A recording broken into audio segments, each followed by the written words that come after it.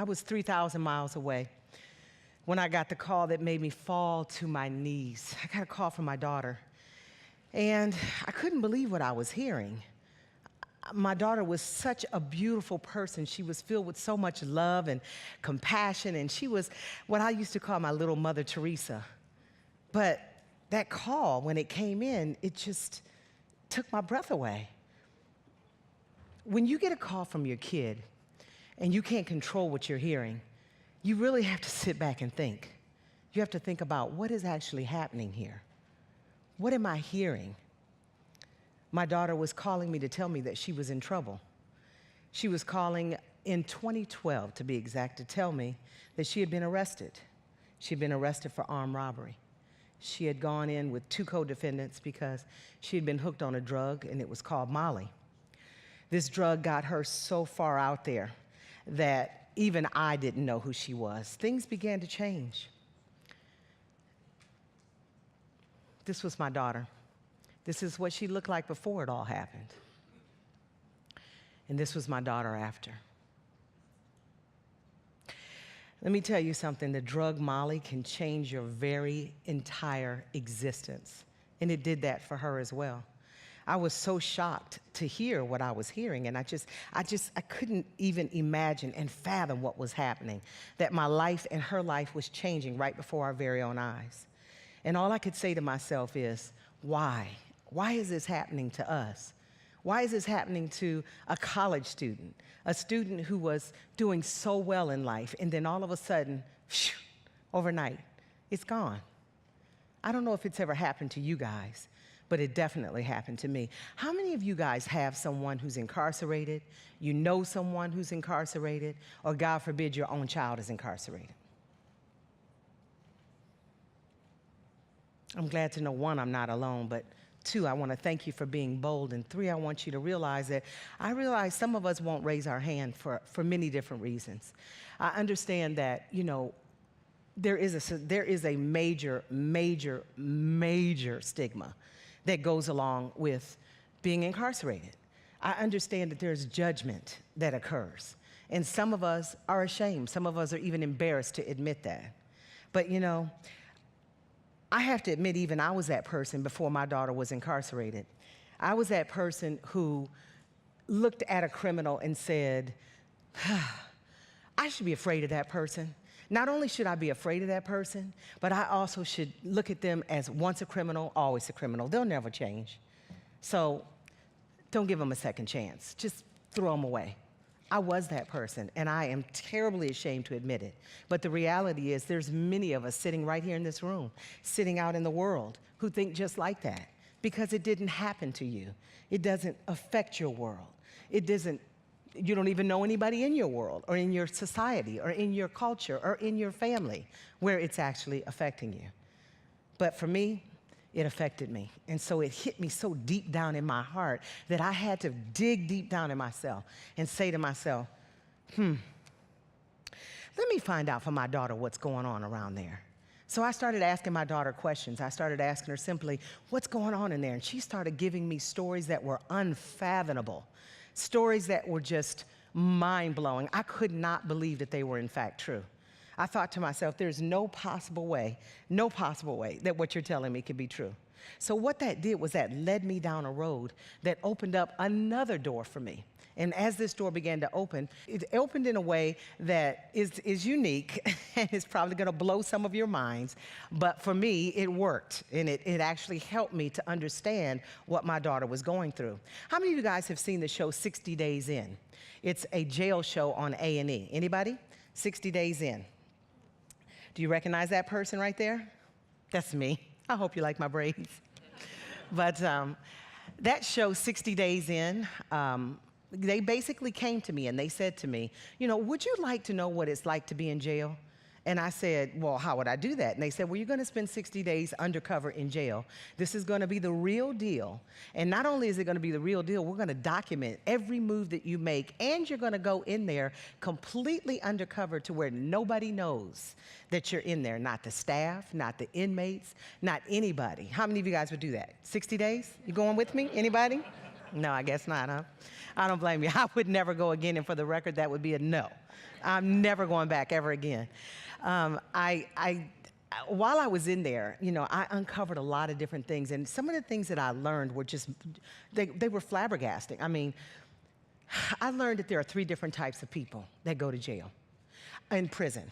And for the record, there's 2 different types of situations going on here. Jail is for people who go, and in 2 years or less, they may do their time, they may not do their time, but jail they're in and out of. Prison is for long term, 2 years plus. And so when they sent me to jail, I learned that there were 3 different types of people. I learned so many lessons, but the main lesson was that there are people that are absolutely guilty, have made a mistake, they will learn from their mistakes, and they'll never go back again. I learned that there are people that are true criminals, people who will actually commit a crime over and over again. They're a menace to society, and we need to watch our backs when it comes down to them. I also learned that there are people that are innocent in the prison. Innocent, falsely accused. They really didn't do it. And I know that's the famous saying, I didn't do it, I didn't do it. But I promise you, there are people in there who really didn't do it.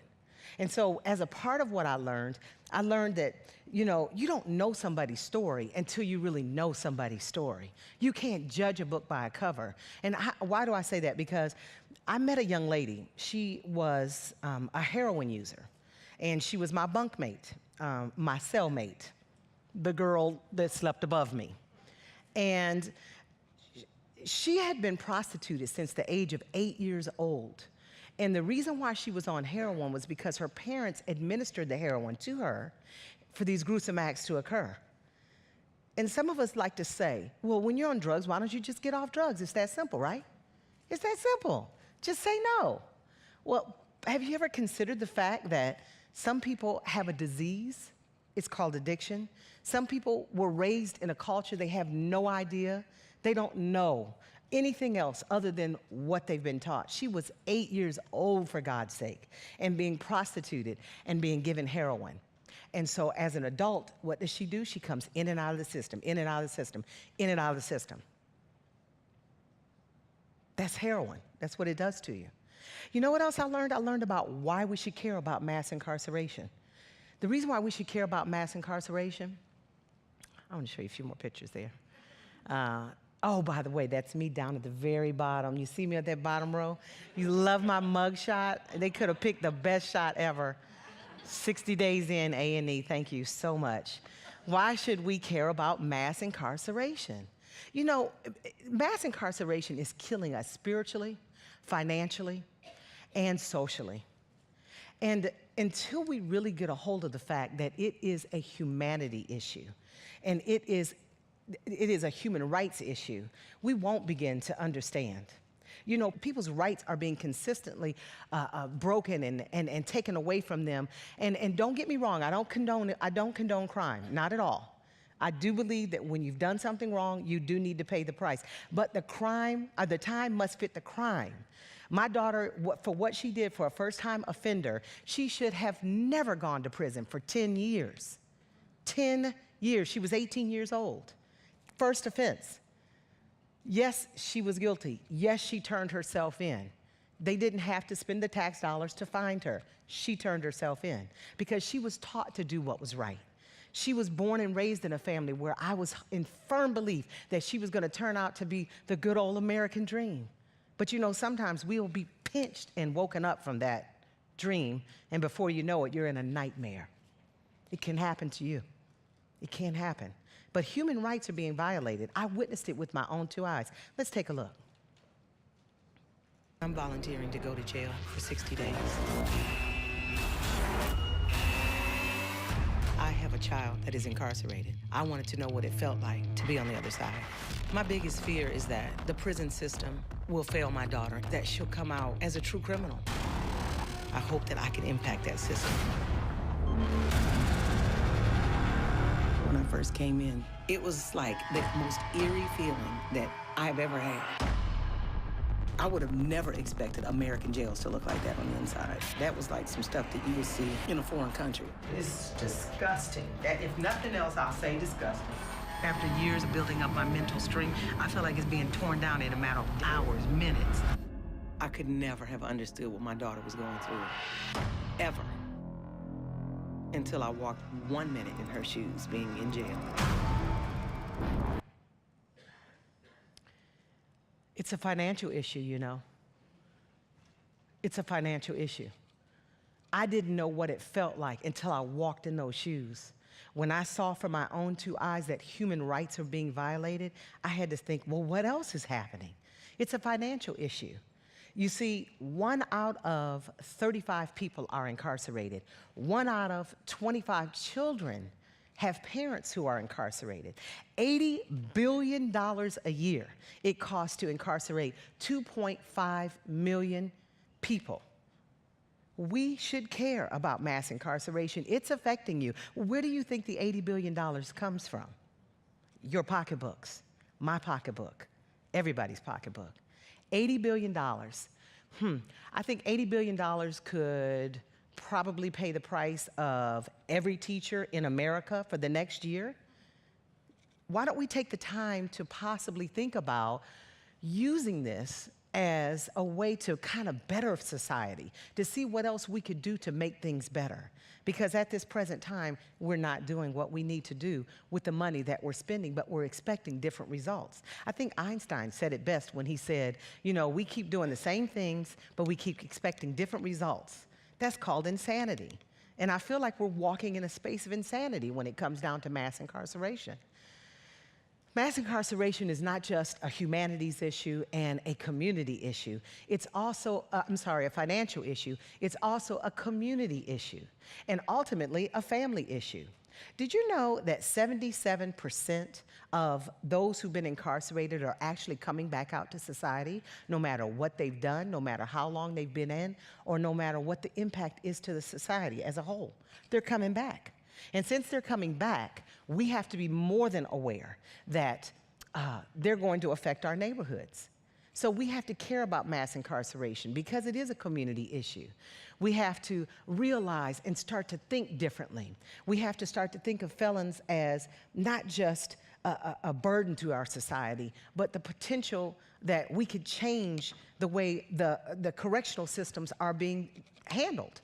We should think about, are they coming out corrected? The answer is no. They're coming out worse off than when they went in. Why? Because there's absolutely no programs in place. We should start thinking about mental health programs, about re-entry programs. We should start thinking about all the different ways that we could actually begin to be a change. Have you ever thought about this? If you woke up tomorrow and you were told you have no money, you have no place to go, you have no one to ask. Now put yourself there. Imagine it with me. You have nobody. Not Grandma Susu, not Billy Bob, not Uncle Shil, nobody. But yet you are told to be a productive citizen. What are you going to do?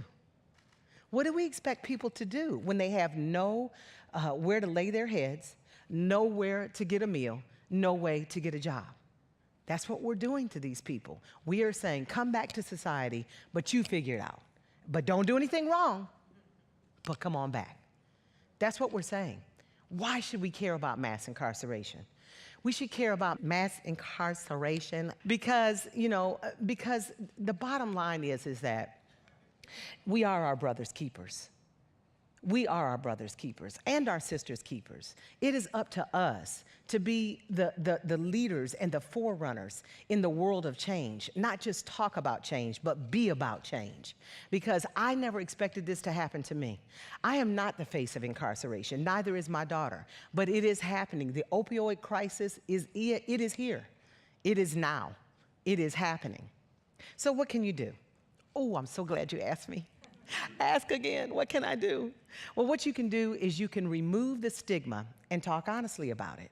See, in today's time, there's no real ways that we can talk about this and not feel totally uncomfortable.